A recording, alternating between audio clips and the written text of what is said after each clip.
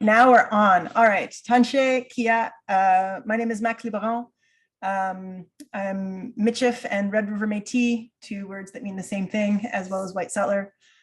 I'm a professor in the Department of Geography, as well as the director of ClearLab, whose work I will be drawing on a lot for this presentation. Thank you very much for your patience with our technical snafus. Over 250 people registered, which exceeded our expectations by about 200 people. So we had to like switch our Zoom-ness, and there were some hiccups in the way, and there are still some hiccups. So thank you for that. It wouldn't be a webinar if there weren't bugs, as one of you so graciously emailed us. So thank you for that. There's going to be some, I'm going to go over the format of what we're going to do and some paperwork or housekeeping as we wait for some folks to come in. And I'm going to start with an introduction, or Veronica is going to start with an introduction to herself, because if you have technical issues, you can chat Veronica and she will hopefully be able to help you. Veronica, do you want to intro yourself?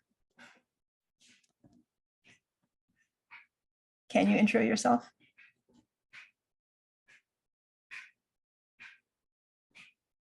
You're muted. Sorry about that. I am muted. I was working on getting another email in, so. People are still registering. We're working on it. Yeah. Yeah. I cannot start my video because the host has stopped it, but that's okay. I am Veronica Madsen. I am mixed settler Mi'kmaq from New Brunswick. I am a member of the Metabenagi Mi'kmaq Nation. My pronouns are she, her, and I am the IndigeLab Network coordinator now. Thank you. While you were talking, I was trying to figure out how to turn on your camera. Your introduction is done. Haven't figured it out. Anyway, Veronica looks great, folks, and is the new, our new coordinator. So if you want to be involved in more events like this, please reach out to Veronica to join our email list. And Veronica will be doing interference and tech work in the background, including sending the link to people who are still registering. So thanks, Veronica. Yeah. All right, so the format that this is going to take is I'm going to talk for between 45 minutes and an hour about some of the principles and techniques that myself, my lab, and many other Indigenous scholars have been working on around the politics of knowledge production and literature reviews. Then we're going to do breakout groups and work in groups to talk to each other about what you're working on, what works for you, what isn't working for you. And at the end of that, then we'll come back as a group and work out any niggly wigglies that might have come up during the breakout groups. If you do not love group work, talking to other humans, etc., that is fine. What we're going to do is put something in the chat and migrate to a working space. So if you've just left this on like radio, that's fine. Don't worry, you will not mess up the working groups if you just let this run like a podcast. So don't worry about that, and we'll walk everyone through the instructions once we get to that part. Again, the chat is open to everyone. When you put something in the chat, everyone gets to see it. If you do have a direct question that you want to ask, I would recommend you use the Q&A function, because the chat can get wild and unwieldy while the Q&A like hangs on to things. So feel free to do that. There will be time for that. This is being recorded. The recording will be shared. The working group part will not be recorded. Just the me talking head part is going to get recorded. And that includes the Q&A, which will not show any of your heads. Am I missing anything, Veronica, for housekeeping? If you have questions or comments, pop it into the chat and we'll try and figure it out. Veronica? Oh, I don't think so. I think you've got everything covered there. Okay. All right. We'll proceed as if we're sorted. All right. So Tanche Kia, thank you again for coming. Max Liboiron de Chinakashun, Laklabish du Chien, Nikia Metinishun. Again, my name is Max Liboiron. I'm Michif and Red River Métis. Same thing, two different terms.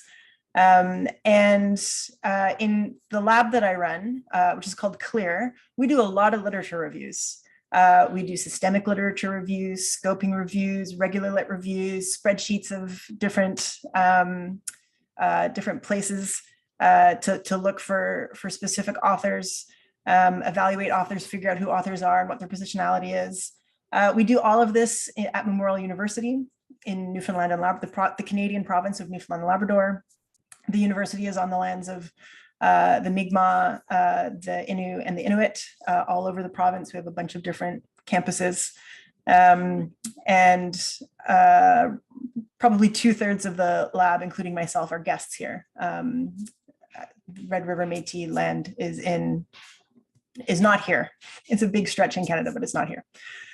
So the other things that we do, work that we do in the lab that support some of this knowledge production around literature reviews include a citational politics working group, Indigenous data sovereignty creation, including infrastructure for that, community co-analysis of data and therefore co-authorship with community members. So there's this really nice big interlocking nuggets that go into the kind of work that I'll be talking about today.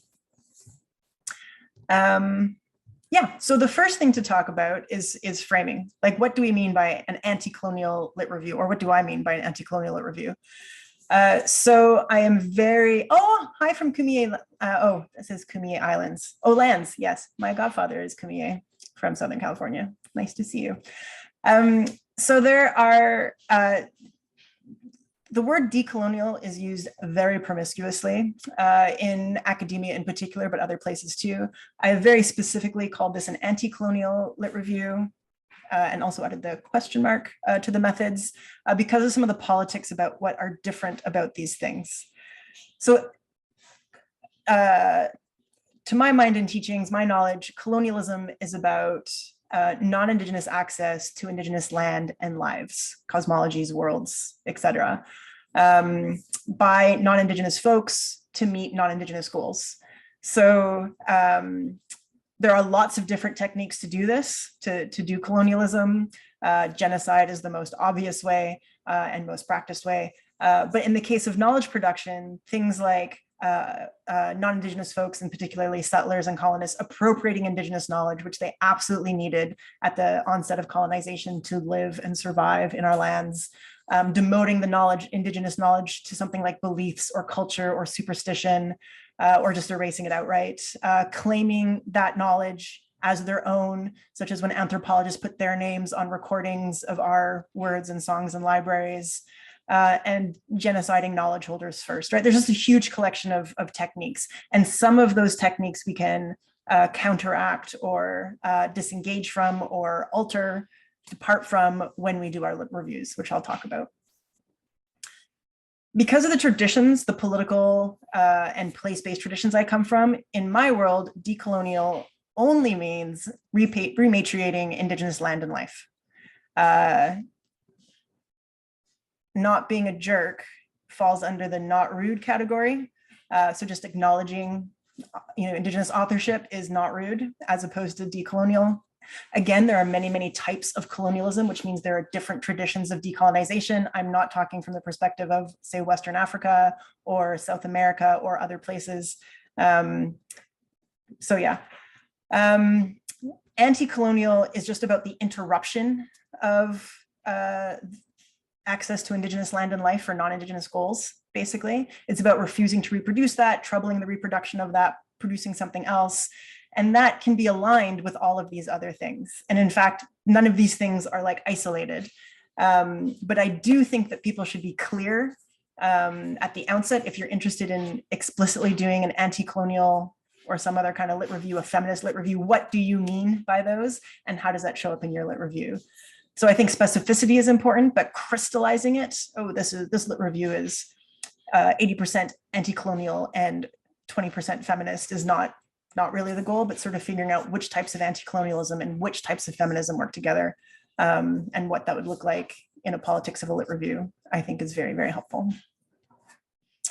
So my goal in this webinar is to mirror Alex Soto's word. Alex Soto, this is Alex Soto.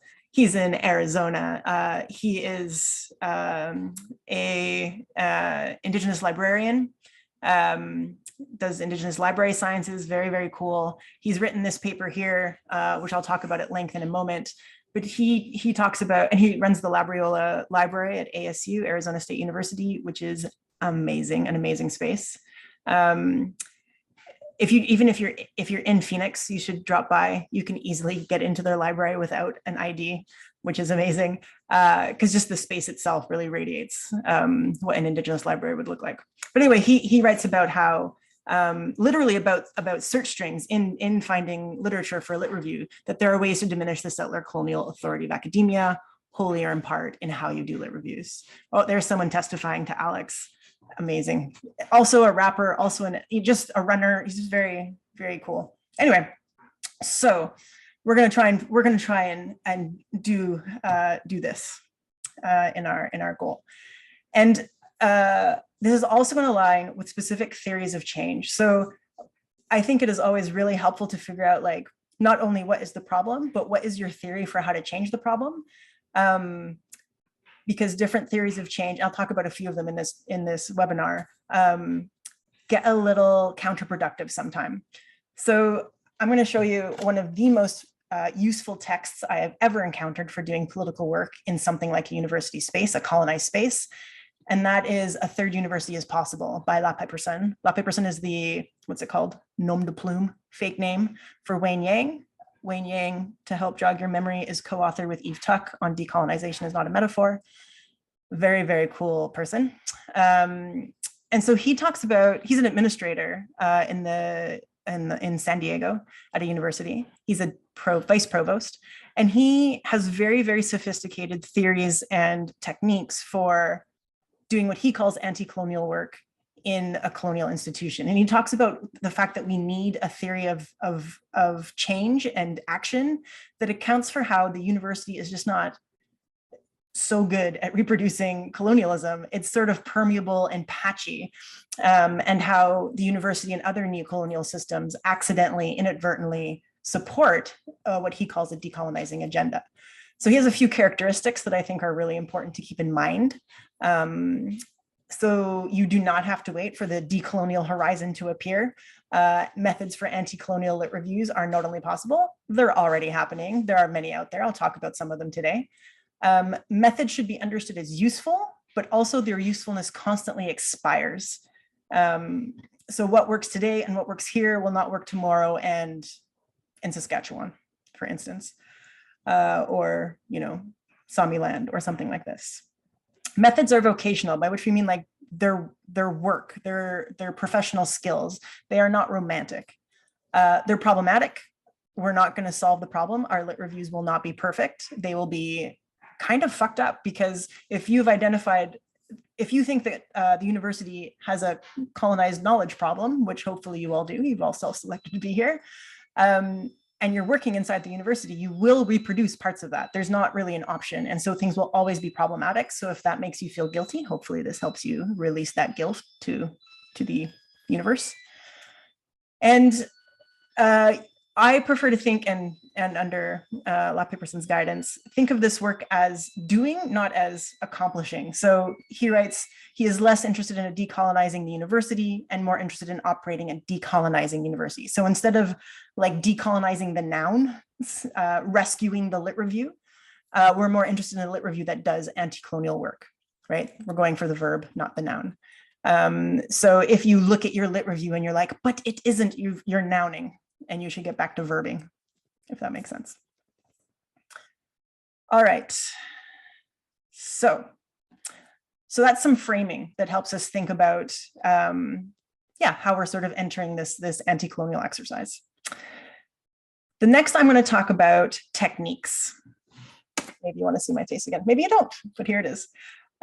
So I think one of the most important things, and this is pretty intuitive, is that who wrote the text matters. Authorship really matters. And I just don't mean politically and for sovereignty, although those things are also true. I mean literally for the text. So this very difficult to understand infographic, which you do not have to read, comes from a text cited down here by myself and Riley Cotter, who I do believe I saw in the attendance list, where we did a scoping review, which is almost a perfect overlap for a systematic lit review, on all the different folks who wrote in English in both peer-reviewed and gray literature to see how they talked about Indigenous participation in plastics pollution governance. That's a mouthful. Basically, what were they saying about Indigenous folks and how we got into governance around environmental issues? And we looked at 70 different texts came up on this super specific topics. And as we were going through, grouping our literature into different things about what we were saying, we realized that who wrote what fundamentally mattered to what people were saying. So up here, everything's backwards, like the weather person really has to deal with this. So for this thing, this part of the infographic is about Indigenous first authors, which we assume means they had some control over the narrative as first author. And they would often talk about things like opposition, collaboration, and treaties as the most meaningful ways of participating in this kind of environmental governance. Where there was an Indigenous author who was not first, and they were PS almost always in the middle or more often at the end, they would talk more about partnership and decision-making and these sort of togethery sort of things. Non-Indigenous and unmarked authors talked mostly about collecting data from Indigenous people, AKA extraction, as a meaningful way for Indigenous people to participate in research, which is fairly fundamentally different than this group. And then this last group are non-Indigenous governments and non-governmental organizations, and they talk principally about recognition, AKA them recognizing Indigenous people as the most meaningful way for Indigenous people to participate, which if you've read Glenn Coulthard or other people, recognition by the settler state of Indigenous folks has some lacks, has some problems with it, because the term's always set by the settler state. So, yeah, who wrote what matters? A quick note on this one, which I'll talk about again in a second, but this is non-Indigenous and unmarked, meaning we couldn't figure out whether folks were Indigenous or not. That doesn't mean someone is not Indigenous. There are times when Indigenous folks will choose to pass as a normal, unmarked researcher, which is the privilege that comes out of whiteness. There are reasons we would not choose to always introduce ourselves, except for introducing ourselves in our paper, in our work, in our bios, is a very accepted, normal part of being Indigenous scholar. I'll talk about that more in a moment. But yeah, so who wrote the text matters. And this in turn matters for regional conversations. So this is the map that Riley and I put together of where these papers came from. And what you can see is that maybe I should tell you what the dots mean. The blue dots are non-Indigenous or unmarked authors. The dark orange dots are Indigenous first authors. And the peachy dots are mixed groups. And so what you can see is that the global South is incredibly dominated by non-Indigenous folks talking about Indigenous folks, with the exception of Tina Nagata, who was the first author on the papers that are orange and in the Pacific there, South Pacific. And then you can see in Canada, it's a big mixed bag, and you better sort out who's who, because there'll be some very mixed messages, right? For instance, but the regional conversation, if you're doing a lit review, say about Australia or about a certain area, it'll be heavily skewed in certain directions and certain messages. So whenever you get knowledge, when you're doing your lit review and you're getting these literatures to look at, whether they're gray or peer reviewed or whatever, you should absolutely do authority checking. Whenever you get knowledge, you should figure out who is giving you this knowledge. It's called authority checking, and you should do it in the news. You should do it in your lit review. And for instance,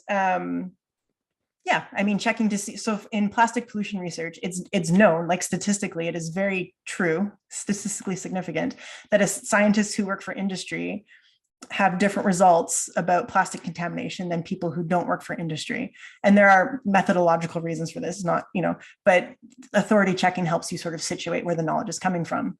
Authority checking for Indigenous folks looks a little different, who's your grandma and where you're from, because of the way Indigenous knowledge works. Basically creating these categories was really important. And done by us, either people would introduce themselves in the paper, or Riley in particular would go and look people up, their bios, their public bios. We didn't use any visual identification for potentially obvious reasons. Yeah. All right, so let's get a little more technical. All right, I'll cover this up so you can read it. Boolean searches. So how do you find these for your, how do you find Indigenous authors for your review anyway? And this comes from Alex Soto's paper that I mentioned earlier. He's the first author, right? This Researching Native Americans paper. What he and his coworkers did was very geeky, and I love it, which is that they did a few different Boolean searches looking for the same knowledge, which was like, I'm trying to find Indigenous authors on a topic, and wrote up what happened for each search. So one of the #1 findings was that when you look in specialized journals like American Indian Quarterly, the Canadian Journal of Native Studies, you'll get way more Indigenous authors, about 2/3 Indigenous authors or allies. And when you just do a general search, some of the more precise searches, these specialized journals make up about 1/3 of the results, right? Another thing they found is these small changes. So they did a search for quote, Native American, question mark, end quote, not quote, Native American, end quote. So that means that they would get things that talked about Native Americans, but not Native American, right? Or I guess Native American-y or Native American or something like that, but mostly Native Americans. And when they did that, people talking about Native Americans instead of Native American, they ended up almost exclusively with news reports and almost no Indigenous authors, right? So Native American, the descriptor, versus Native Americans, the objects, the people, the third parties, fundamentally changed what you got. They also note using streams with terms like quote unquote tribal nation is really good at capturing nations who author their own newspapers or articles when quote unquote tribal nation is part of their name, like the Pequot tribal nation, right, or something like that. So yeah, the whole, if you do this sort of research, like doing systematic lit reviews or just general lit reviews looking for Native authors, I highly recommend reading this piece and sort of figuring out what's adaptable to you. The best technique was using specific nations' names. Not shockingly, pan-indigeneity will only get you so far and only get you certain conversations. We've also done something similar where you look for, say, instead of searching for Indigenous, you search for the place, Nunatsiavut, and the Inuit place name for that, and you'll get better results. So anyway, really, really, really good paper.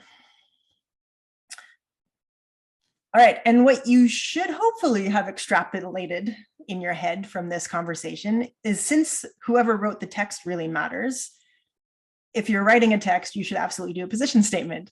And so you can help people figure out where in the conversation you're falling. So position statements, if you aren't familiar with what that is, means a statement in the text that says who you are as an author. Not as a person. I mean, you can do as a person, that's usually TMI. But so it's not just who you are, but and your social relations, but how that positionality impacts your knowledge, whether you're an insider or outsider to this, how you're related to this knowledge as a graduate student versus a senior scholar who's done this sort of other work versus industry versus university versus community member versus et cetera, et cetera. For folks looking for citations, there's a big old bibliography in a minute at the end, so don't worry about that. And it'll be in the slides that we send around, because I want everyone to read the Soto paper very much. It's so good, and it's so well done. It's like there's a lab in the library. And anyway, so you're looking for the relations that matter to the work so that people can figure out how to place that knowledge that you're sharing with them. Yeah. Sometime, by the way, it's there's never been a journal, including scientific journals, that have penalized me for a position statement. It's usually in my methods section if it's a scientific journal that has like really hardcore slots for you to put different types of things. I stick it in my methods section. If you feel guilty about not being Indigenous, please release that guilt to the universe. Don't be guilty, be generous, as my godfather would say. Clarity is not a failure. Clarifying where you're talking from including if you're a graduate student and you're a new learner, which tells us something about how you might have found things, is really, really valuable to the reader. And it's also just accountability. It's good relations. So, all right. Next sort of framework and techniques. Firsting and filling the gap. All right. So firsting, I'm going to start with firsting and then go to filling. Neither of these are my terms, and they automatically sound dirty without my help. So firsting means declaring that a research project is the first to do something, to discover something, to go somewhere, to measure something, something like that. There's a couple problems with that. Number one, it's probably not true. And number two, given the myriad local knowledges that have been operating, including Indigenous knowledges, but not only Indigenous knowledges, that have been operating since time immemorial, when you first something, you're erasing those folks and that knowledge. So yeah, Columbusing, that's another way to talk about it. This discovery of things that are very well known. And you know, Columbus was wrong a lot. So using language of exploration, discovery, uniqueness can erase other folks. And one thing you might want to think about is why being first is a mark of good research. Marking your territory, raising the flag, something like that. Yeah. They're all sort of colonial land relations that are about sort of assuming a terra nullis and marking yourself as exceptional in that space, which is rude. To go back to our list of things, you know, the list of different politics in a lit review. Filling the gap. So first of all, filling a gap is not a good reason to do research. I don't think there's any papers out there about why the sky doesn't turn green on Tuesdays. I don't think we need to fill that gap. It's not inherently good. But usually filling a gap is a way to say that you didn't look very hard, and it's very likely also erasing other knowledge. So for instance, when I came to Newfoundland and Labrador 10 years ago to study plastic pollution, there weren't any studies on plastic pollution, which I've said before many times, which means incorrectly, because when I was searching for plastic pollution research in this province, I was using things like Google Scholar and ProQuest and these sorts of things. And my search terms were the search terms that we use in the plastic pollution world. And I couldn't find a thing, not a thing. And so I may have been led to the idea that I was the first to do this in the province. I would have been very wrong. Or that I was filling a gap. I also would have been very wrong. It turns out there was a lot of other research here, but it was often done, for instance, on the back of a bird study.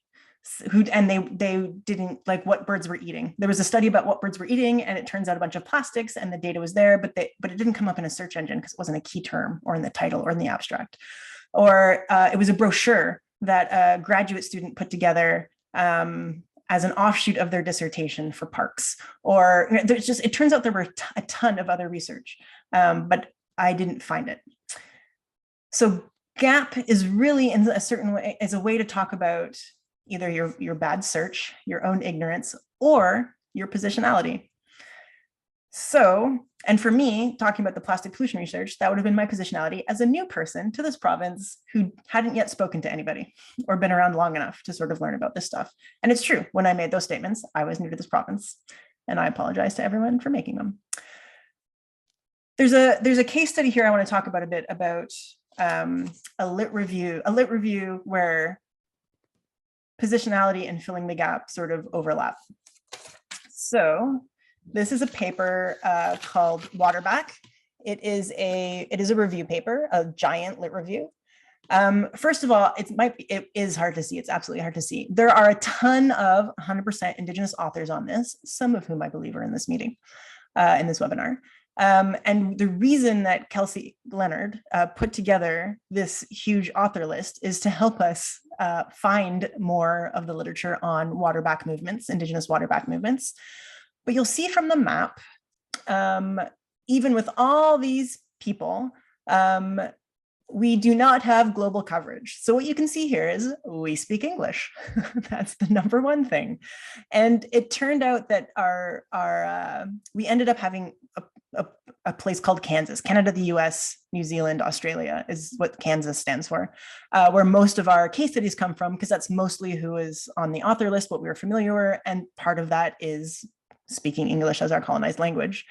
So this is positionality. This is about positionality. If we wrote this in Russian, if we wrote this in Spanish, if we wrote this in French, we would have a very different sort of situation. If we had different authors, it would be very different. So gap is just another way to say who are the authors, which is another reason to have a position statement. So if people so people can anticipate why those gaps are there, and instead of blaming you for them, understand as an extension of where you're writing from and what your relations are. All right. Oh, no, just kidding. You need to read this. All right, another framework for thinking about lit reviews, and this comes directly from the CLEAR Lit Review Working Group, is to avoid damage-centered narratives. So damage-centered narratives and research comes directly from a text by Eve Tuck called Suspending Damage from 2009.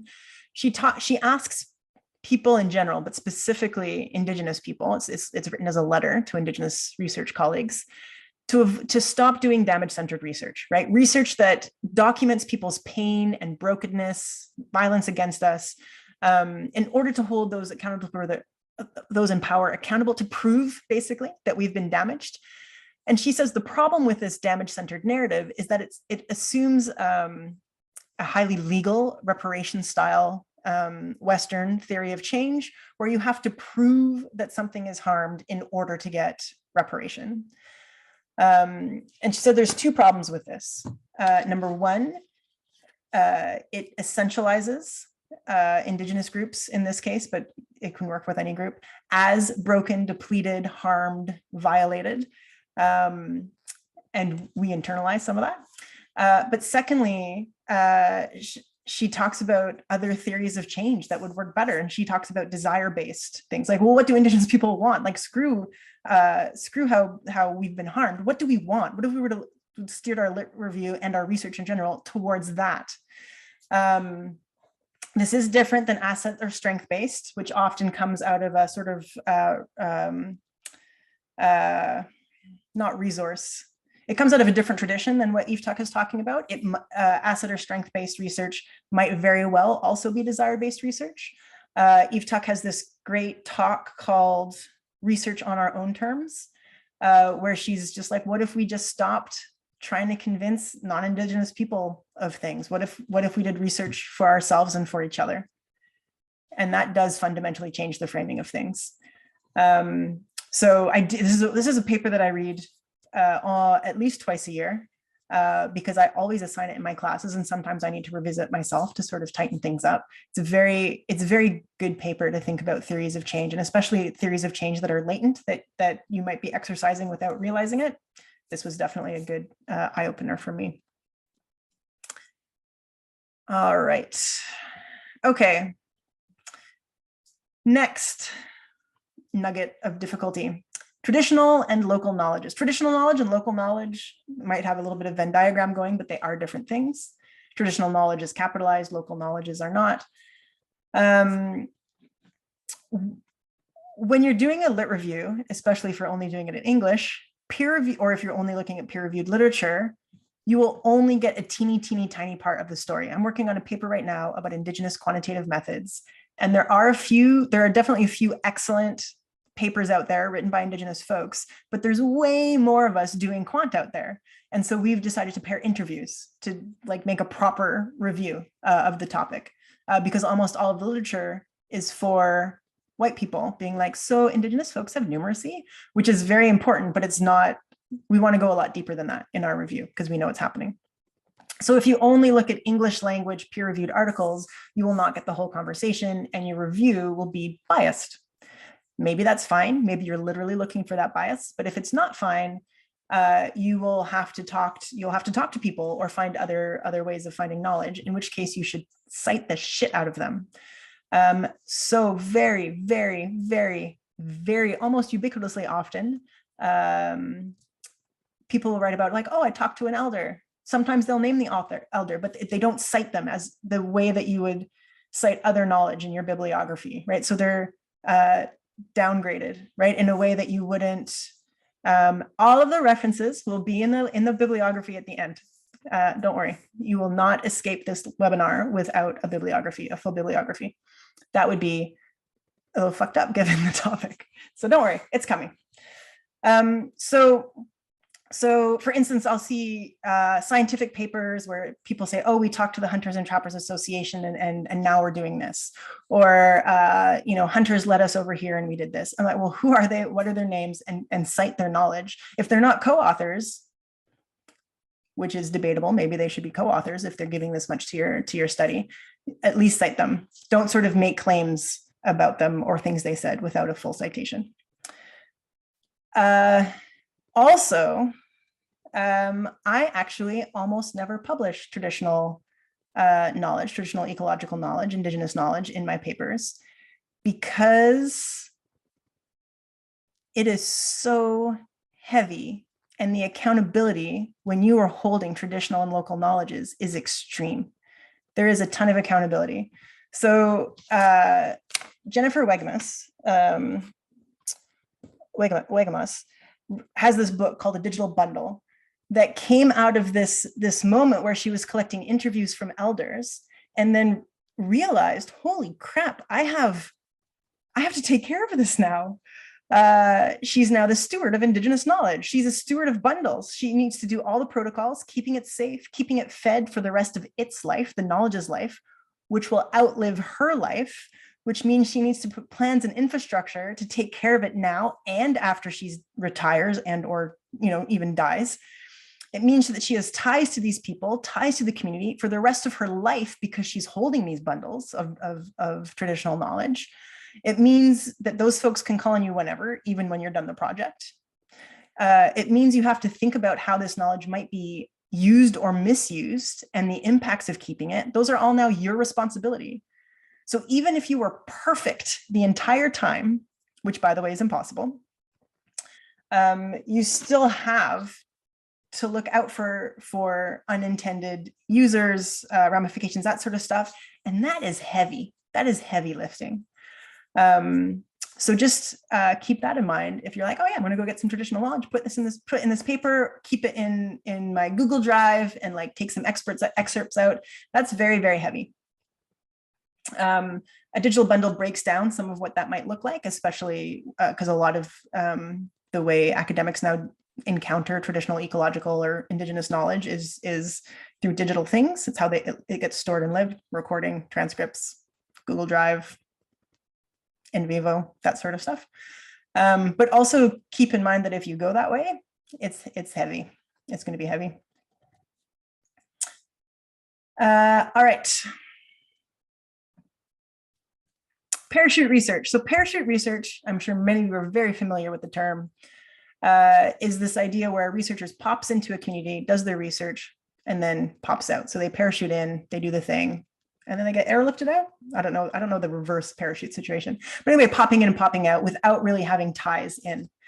The same thing it's basically extractive. People talk about it as extractive research, parachute research. The same thing can happen in a literature review. Name dropping, citation dropping, and then popping out again. So for instance, oh, I need Indigenous authors. And then you just Google Eve Tuck and stick her in a bunch of places after you've read the title and the abstract of something, or maybe you read the whole piece and you just pop it in and keep going. So there are a few techniques for dealing with this parachute or extractive citation practices. One is called the gray test. It was coined by Wendy Laura Belcher in 2018, and she named it off of Kishiana Gray, who invented the hashtag cite her work in 2015. So she says to pass the gray test, a journal article or a lit review has to cite the scholarship of at least 2 women and 2 non-white people, but they have to discuss it in the body of the text. Like no name dropping, not just a bracket citation, moving on, but actually engage it. Sort of like the movie test, the Belcher test? Anyway, where there has to be a woman character who has a name, who talks to another woman, not about a man. It's sort of this talks not about a man thing in your citations. So Eve Tuck, who wrote Suspending Damage, you explain what suspending damage is, you explain why Eve Tuck wrote that, you explain about the reception of it, and now you have one of the 4 points for your grade test. So this is really important in terms of thinking about lit reviews not as yes, the Benchel test. Thank you, Arn. Hi, Arn. Arn is my boss, my manager, my department chair. You are, sorry, dude. You can't not be my boss. Otherwise, you're not doing your job properly. And I really need you to be my boss. Anyway, moving on. So really looking at the author's body of work and sort of taking up their terms for what you're doing with their concepts is sort of what the grade test is about. I recently attended a dissertation defense. I was the external, and the student used a term from an Indigenous author as a central core of their text, but they only engaged in one of that author's texts. So that meant, and it was the earliest time that author used that term, and didn't read the other texts the author had written since then, didn't deal with how people had dealt with the concept or anything like that, which made their scholarship really, really thin and incorrect because it was out of date already, because the author had worked on the topic and explained it and expanded it and critiqued early versions of it, right, across like 3 papers. So 3 papers isn't so many if it's a central part of your concepts, of your text. Prioritization is another way to do it. In the paper that Riley and I wrote, there's a section that the editors and reviewers had no problem with, where we said, we're going to prioritize in this sort of discussion of the literature and the state of the field, we're going to prioritize Indigenous authors. Off we go. It wasn't a, what is it called, bipartisan, no one got equal time. People did not get equal time. We prioritized Indigenous researchers and what they were talking about.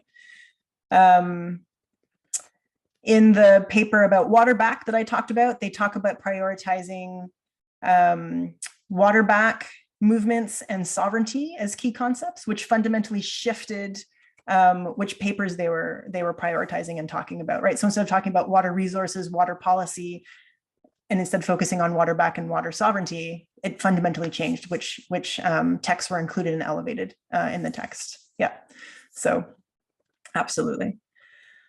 And then the last thing is long quotes. So Eve Tuck talks about this as a technique that she uses. Lots of people use it, but Eve Tuck talks about it quite a lot. And she does it in her presentations too, just has these huge blocks of text. Having people use their own quote authors at length, right? Block quotes, big long block quotes. You can think of yourself as a writer of a lit review as a facilitator rather than a leader, right? Instead of being like, here's what I think, and I am gathering my biddies to me to follow me through this lit review. You can think about taking all the knowledge and getting it on the table and sort of curating it and steering it, support the steering of it in a good direction, right? And so that using lots of long quotes, bringing lots of people in and yeah, facilitating a conversation, sort of showing the state of the field and knowledge as opposed to blazing a trail through it. Long quotes are really good for that.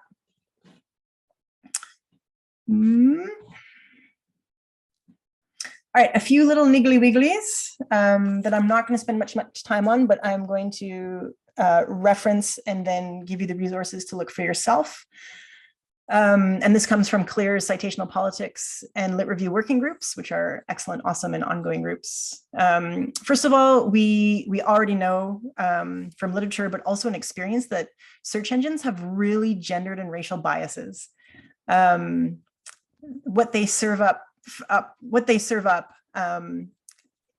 is skewed, and so keep that in mind.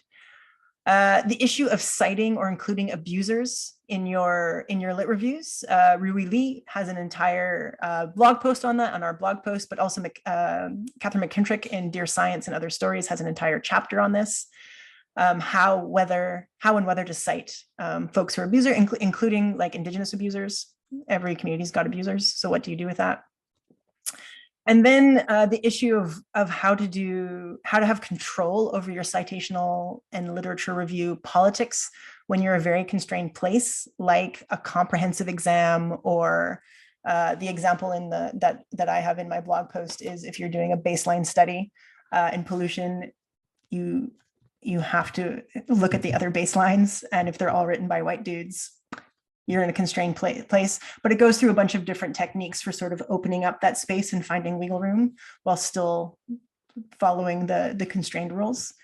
But there are lots of different techniques out there for doing this kind of work. I've covered some of them. There are many, many others. Yeah, here's your beautiful bibliography. This will be emailed. Also, the slides will be emailed to everyone who signed up. So you will have this as a little tasty nugget. What we're going to do now is give your brain a minute to take a little break. And then we're going to do a bit of a Q&A. And then we're going to break out into our breakout rooms. When we transition to the breakout rooms, we're going to take a 5-minute, 10-minute break. We'll figure out how much time we have in a minute. Yeah, so everyone's got their screenshots, and also you'll get it emailed to you. And also, if I don't mention something, you can email Veronica, something that I mentioned, it's not on this list.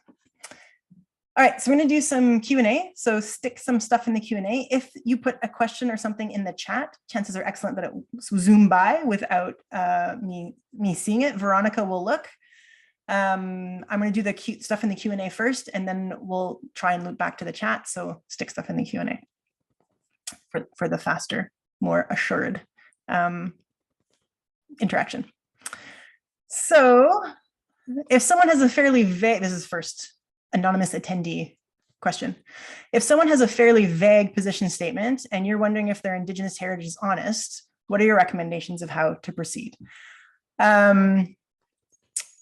Especially if you're a white person, like the author, I understand it can feel violent to be asked to prove your heritage, but I also sometimes encounter people whose heritage I doubt, and I'm not sure how to proceed. So the pretendian issue, identity fraud, which is a huge issue. So number one rule, it is not up to anyone except for Indigenous nations to prove who is or isn't Indigenous. And a lot of the collateral violence of the pretendian stuff is catching people in the crossfire, and that is like the question asker says, like monumentally shitty. That's my paraphrase. So what we do in the lab is if there's a position statement in a paper and it's vague, we'll go to their official bio at their university, online, whatever. If it's still vague, we'll honestly probably mark them as unmarked. Meaning we don't know if they're Indigenous or not. They haven't said they're white. They haven't really said they're Indigenous. One of the tricky things are white folks in New Zealand writing, what is it, pakara? Anyway, the Maori word for white. So they'll put, and it's an Indigenous word, and so you assume they're Indigenous, right? So there's these sorts of moves that are actually quite common. They're called moves to settler innocence. So yeah, if you don't know, try and find out. If you still don't know, just sort of assume they're not Indigenous until proven otherwise. If you need to introduce them in a lit review, put their introduction chunks in quotes. That's the most, there we go. Thank you, Cherry. Paka? Anyway, that is definitely the word that means white person in Maori. For like 2 years, I thought that was like this really weird iwi that a lot of people were part of in New Zealand. All right, second question, after I water.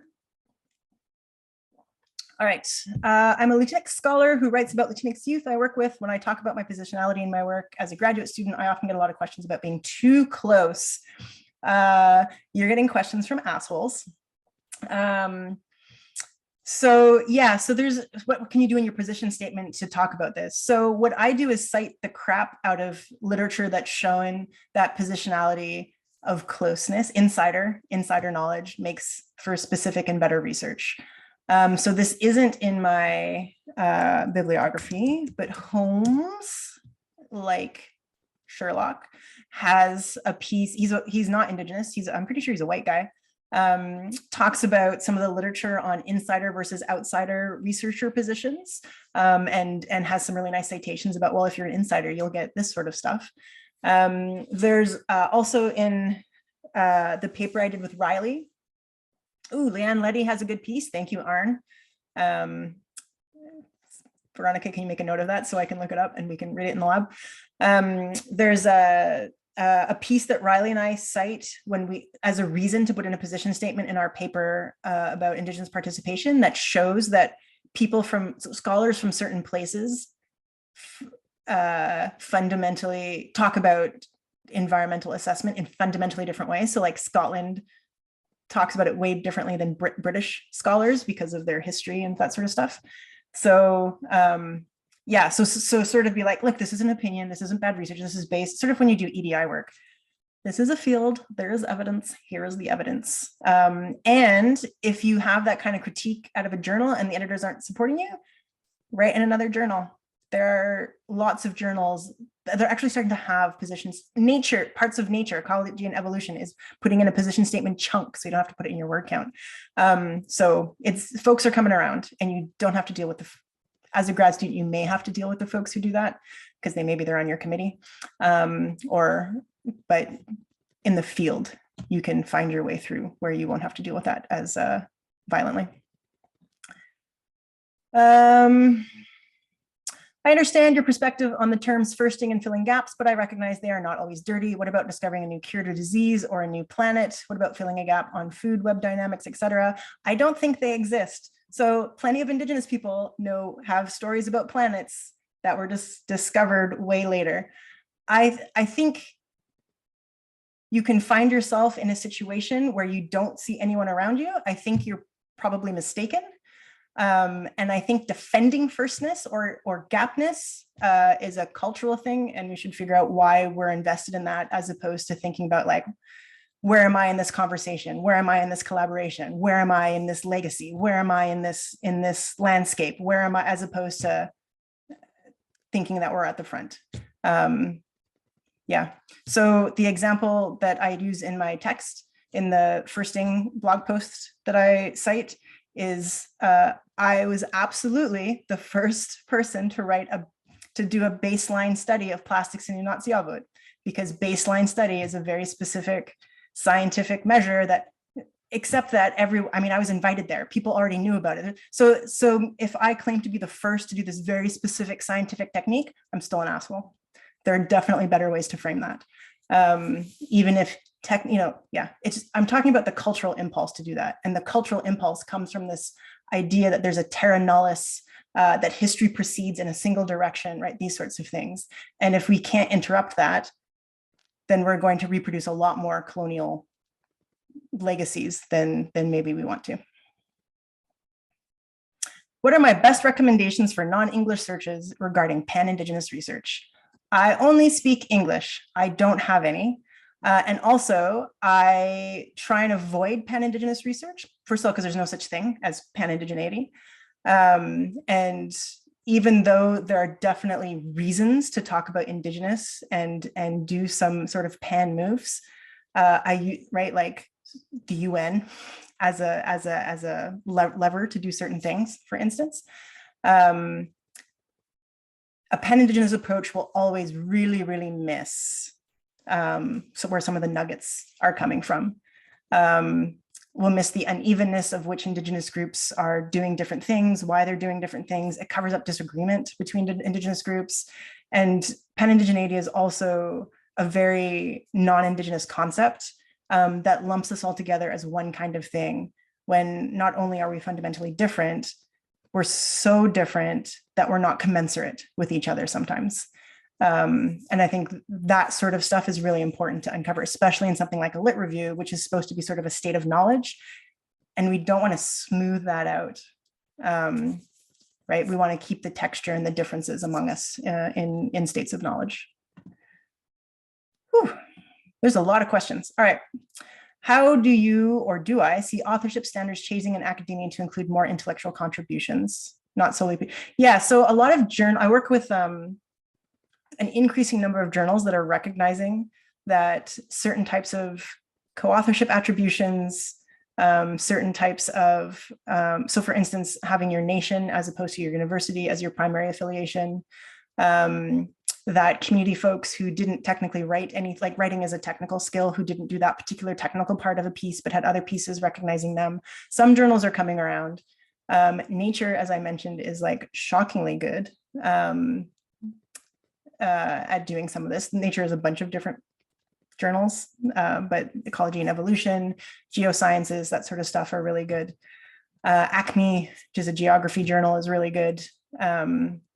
So yeah, some of the, and there's a journal, oh, it's an Indigenous health journal in Canada. I forget what it's called, but you can no longer submit a paper about Indigenous health without Indigenous co-authorship.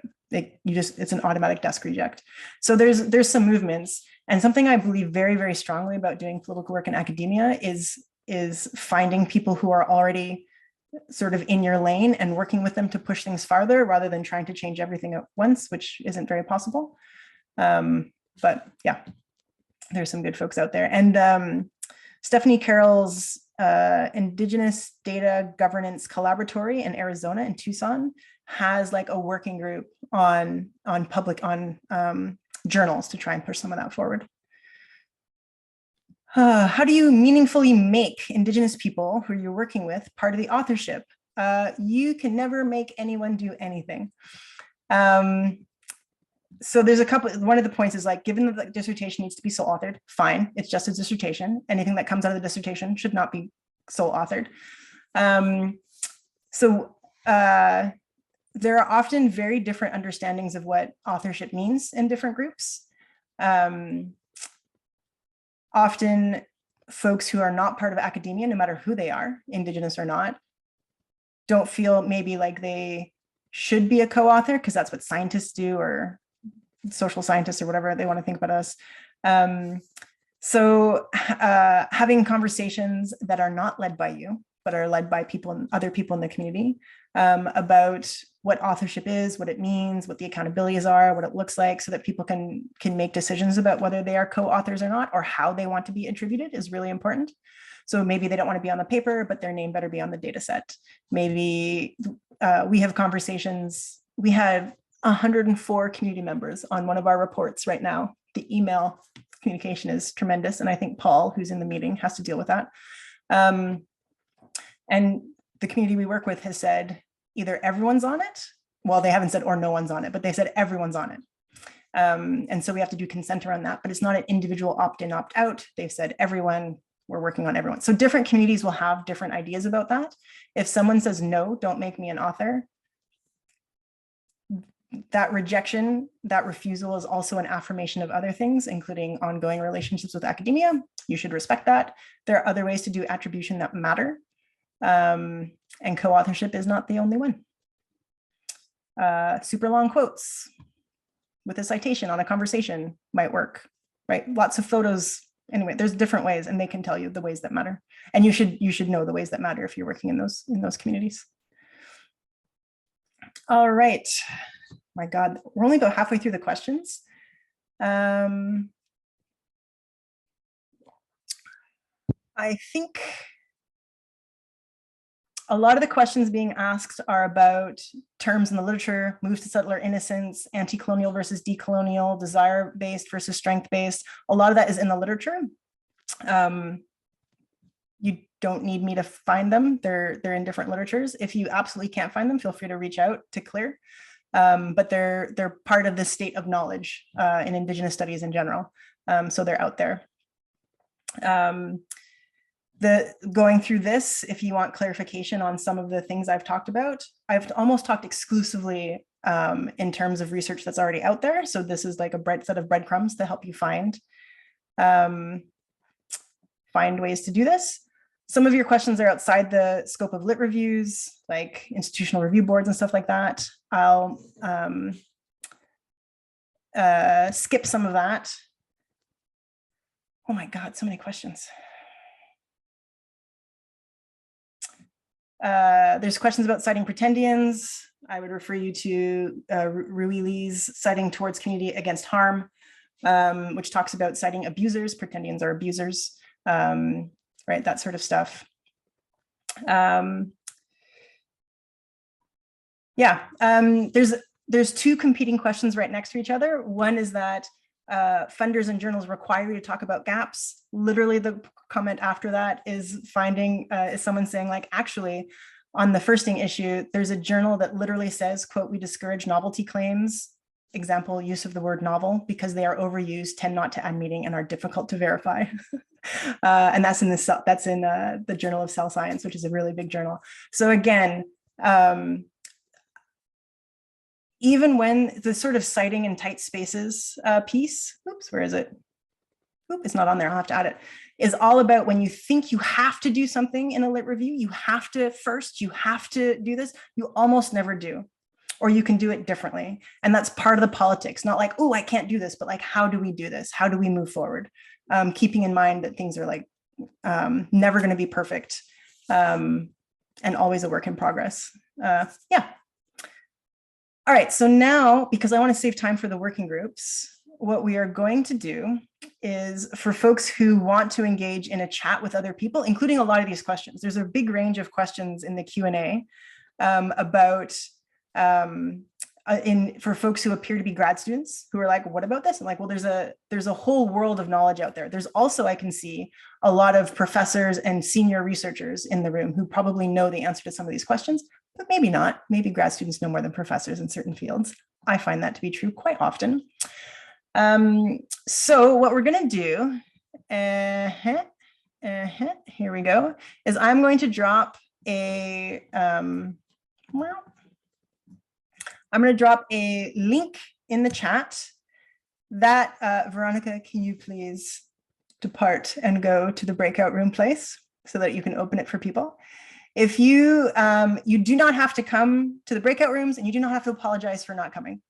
If you follow that link, there'll be breakout rooms. We'll break people into smaller groups so you can talk as a group about your lit review, what you know how to do and share it with others, what you're struggling with and others can share with you. And then we'll have a regroup at the end and have a little bit of a chat, not a report back. You do not have to report back what happens in your groups, but that's what we're going to do.